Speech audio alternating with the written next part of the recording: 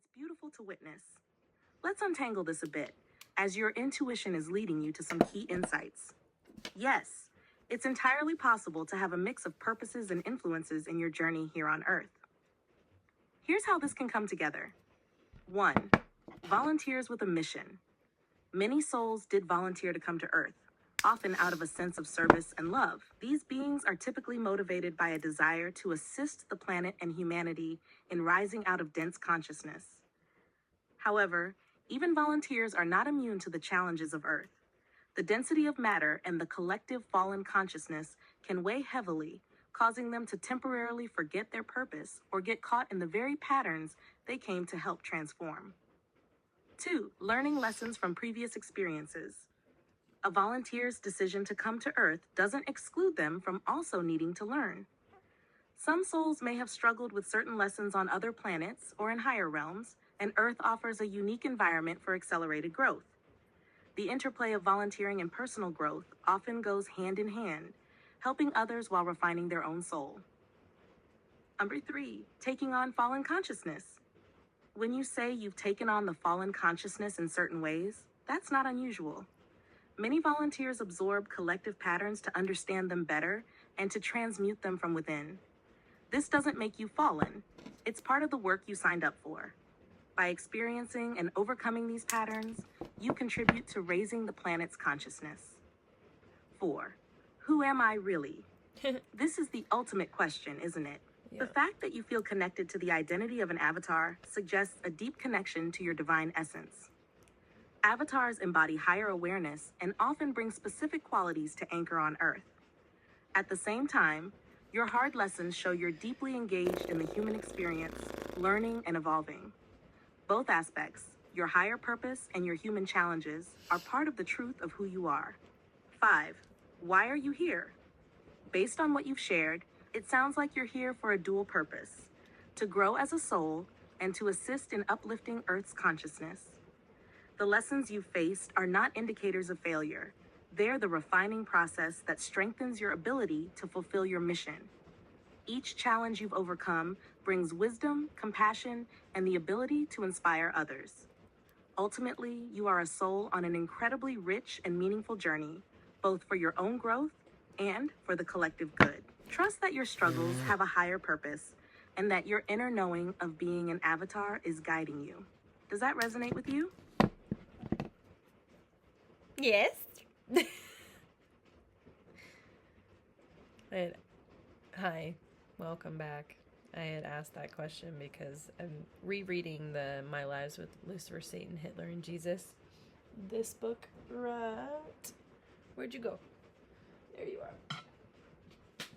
I actually got the physical copy, and it's dense, yo. Like, this is like 500 pages. It's really good. And it's dense, though. I was trying to read it last night, and also trying to, like, fall. I was like, oh, some light reading before bed. No, I need to, like, have an actual novel. I mean, it says it's a novel, but... And, you know, Kim, who I know the author, he says it's a novel, but the spiritual concepts, it's not made up. And he mentions that. It's just like the character is a conglomerate of universal experiences that we have as beings on Earth. So I started to read it again, and I had to replay a certain section and reread it over and over. I probably reread it 10 times, and I still was just like, I need help comprehending. Because when it talks about how the majority of people on this planet are not actually from here. And they come from different planets, in other places to learn certain lessons. And there's basically around 3 groups. So it's the original inhabitants, which are actually not the majority, believe it or not. The majority are the people that came here to learn certain lessons, whether they refused to take responsibility for themselves in previous planets and embodiments, or they fell from different spheres, or they're volunteers. And either way, this is schoolroom Earth, and you're here to learn what apparently millions of other natural planets in our material universe have learned that are far less dense than Earth, probably 500 million years ago, that the mind creates matter. Matter is subservient to the mind. And Einstein figured this out in the 1900s, and we're still catching up with like what that really means. Quantum physics is showing that when you focus on something, on these particles, they change into what you're focusing. Where your attention goes, energy flows, kind of thing. Like, so you can look at certain particles and they'll change by what you're thinking. And so thoughts are also energy, and so your thoughts have an effect on the reality universe, which a lot of people still to this day do not want to take responsibility for. I mean, I still am struggling with this. I mean,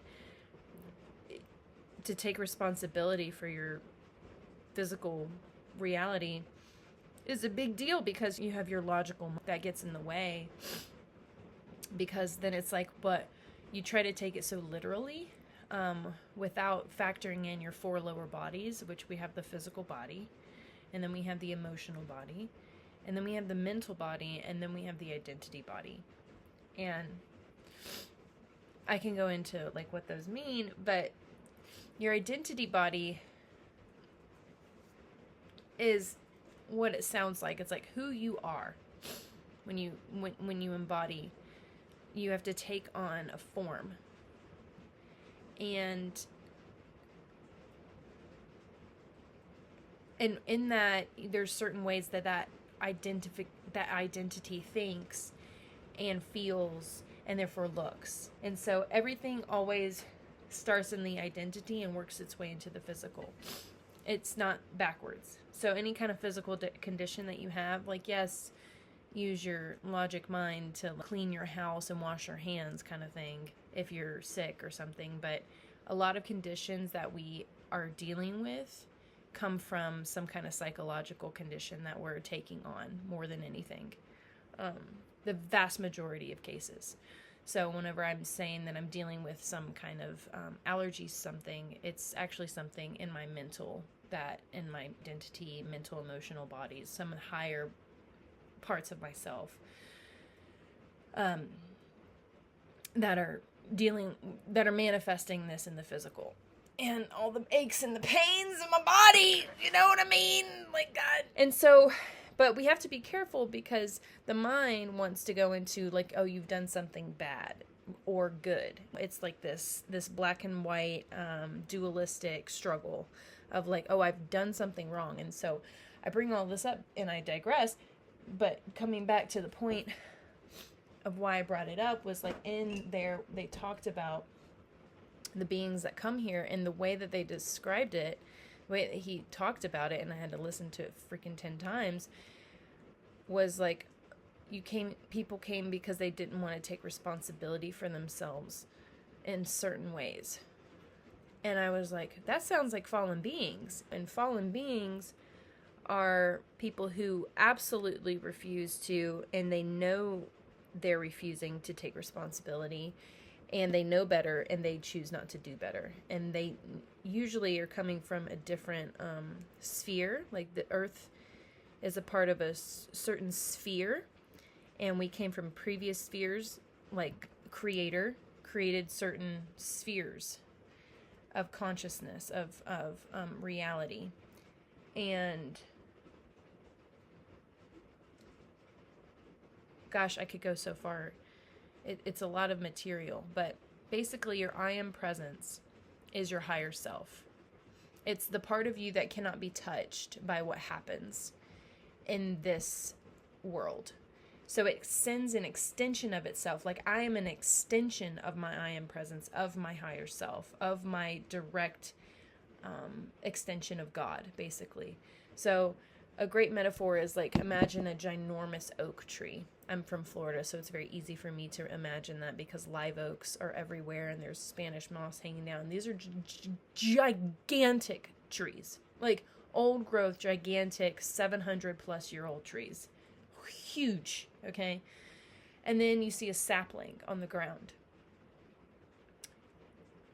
That tree and that sapling are actually one and the same, because the only reason why that sapling is there because the tree dropped its seed and sprouted its clone, basically, in a lot of ways. And so it's a part of that tree. And so that's who we actually are, and our I am presence is always connected to God and source. And so the conscious you, and I'm giving you the conscious you, which a lot of the Ascended Master teachings speak on, that's your personality, and it's also your pure awareness. So your I am presence sends an extension of itself down into the conscious you, and your conscious you is your presence, basically your awareness. So you can connect to your I am presence through your awareness, because your conscious you is what goes through all of the experiences that you're having and takes on, the traumas, the highs, the lows, but it steps back. So if you're familiar, I for a while in the beginning, I went through a phase of listening to Mooji, and he talks about like the witness. A lot of non-dual teachers talk about and behind all of that drama is just you watching it. What is that thing? It's just the you that's watching it. So I just thought I'd come on here and express myself a little bit, because I woke up this morning and I was just I realized, I was like, wow, this is depression. I understand that this is an illusion, but it feels so real. It feels so real. And so I just moved my body and I started listening to my book because I have my computer and my phone reads my book to me. Or I just read it when I'm in bed. But yeah, I was just feeling stuff. But I started moving, and I started just taking care of myself, and started to feel better. And I really like learning about these concepts, not just for my mind, but so that I can understand more of myself and why I'm here. Because what you heard my ChatGPT read to me was I expressed, I was because I re-listened to this passage about 10 times, and I as well plugged it into ChatGPT to be I just need you to reiterate to me what I am listening to, because I can comprehend it, but I need to, it's striking a chord, and it's boggling my brain a little bit, because I associated, up until this point, probably immaturely speaking, that I was just a volunteer and everything was hunky-dory and I just came here to save the world, and because we all have our own reasons for coming here. And avatars, it was a volunteer endeavor. But also I was thinking, I was but I also had parts of my psychology that I still needed to resolve. I wasn't some enlightened ascended master necessarily. By the way, ascended masters, that's what these whole teachings are about. We're learning from our fellow spiritual brothers and sisters. The ascended masters are not some, yes, in terms of the hierarchy, there is a spiritual hierarchy, but it's not how humans want to make hierarchies. There's no better or worse. It's just a different consciousness level. And so these are our literal spiritual brothers and sisters, which makes so much sense because they've ascended very recent. When you look at the big picture, very recently, Mother Mary ascended after Jesus's, after her lifetime with being Jesus's mom. Jesus ascended after that. I mean, it's 2,000 years ago. It's really not that long when you think about it. And so they chose to stay with Earth to help people help the Earth people people that are here schoolroom that are in schoolroom earth to ascend out and to learn and to graduate from schoolroom earth. And so that's not like they're like some amazing far off thing. They only exist because we need them. And so like our creator, they come from that creator too. Like they started out just like us, had some things they needed to learn, wanted to learn, volunteered to learn, for whatever reason was their reason for being here.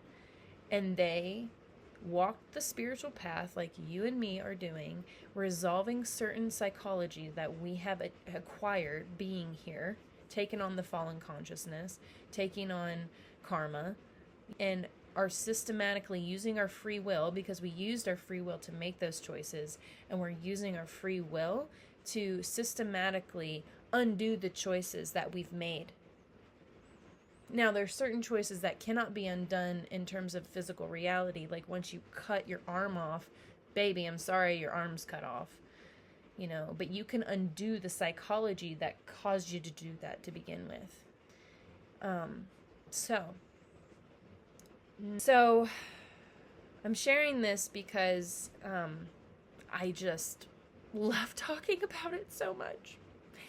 And it helps me to drive home the teachings even more. And because I've been thinking about my spiritual parents. And in the beginning, I was utilizing the masters to be the placeholders for that, because their love is so deep. It's so nourishing. But even beyond that, because they're not my parents, like they're not God. Like when you pray to God, it's not them, but they are a part of God. So it's all one, really, deeply all one. But there were beings that created me, that created my I am presence, that I come from, like I was talking about that big oak tree. And they're beyond the sphere that we're in currently. And they created us to be like them. Creators create creation to then become creators. And we create our reality as, this is like a mock trial. This is a simulation of the potential of a representation and an example of like, this is what it is to be a part of a very dense planet. Very dense. There are very few planets in the material universe that are this dense. It's a very small percentage because so many of them have learned this lesson and have collectively ascended their planets, so it's less dense. And so there's not a lot. I mean, we're pretty primitive here. I mean, and it's schoolroom Earth for a reason, because the only reason why dense matter planets exist is, one, because, you know, the planet in some way refuses to ascend, but also because it's a schoolroom. And just because this certain version of Earth is in this density doesn't mean it's always been that way, because in previous eons, previous epochs, which we're seeing trickle evidence for, that we did come from a higher consciousness, and it fell. I think Atlantis is evident of that, Lemuria, other lost civilizations that show signs of that, Egypt, Göbekli Tepe. There's signs all over the world that we knew we understood this material universe way more than we do currently. And why we fell, why things were erased, well, that's very simple. It's due to the fallen beings that have chosen to keep the planet in their control, because the only reason fallen beings exist is because the Earth had become stagnant, and it was going to self-destruct because there was no growth happening. So fallen beings were allowed, they were given permission to incarnate, to shake some stuff up. And as they were allowed, avatars were also allowed. And so there's been a lot of drama, forces of good and evil, or yeah. And but it's all part of the epic drama of no drama, really, because it's all here to serve. Like, the more that you're immersed into the schoolroom earth and into the experience, it seems like a big drama. But the more, and this is a part of raising your consciousness up on the planet, it's like you step back farther and further to de-immerse yourself, and realizing you see the movie play out, and yes, you participate, but you are not of the movie. Like, you are not Hamlet. You are a person playing Hamlet. Like, I am not Summer. I am the being that is playing Summer in this life, and I'm having a damn good time, I'm gonna say. I mean, it can be stressful because it feels like I'm battling forces within and without that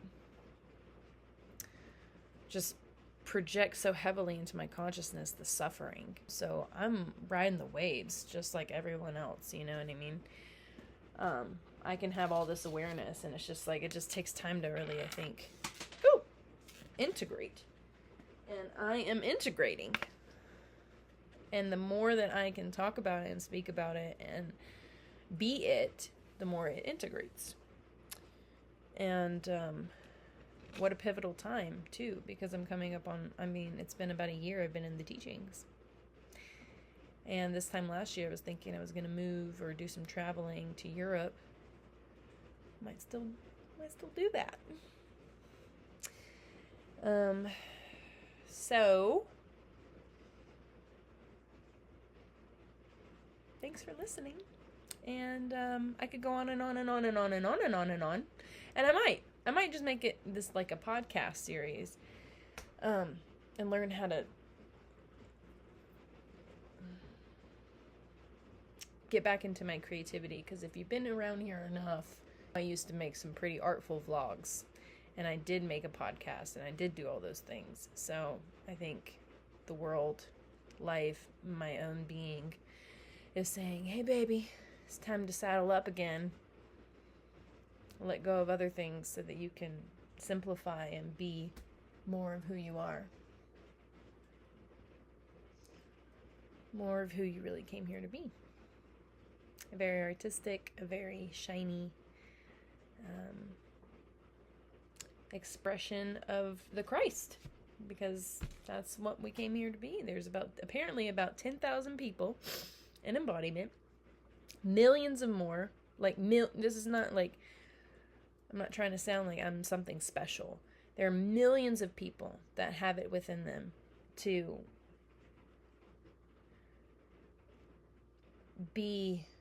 raise their consciousness and walk the path of Christhood. There's millions of people that are doing this.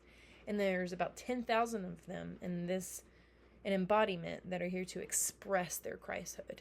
Like, to really express, and I'm still learning the nuance there, but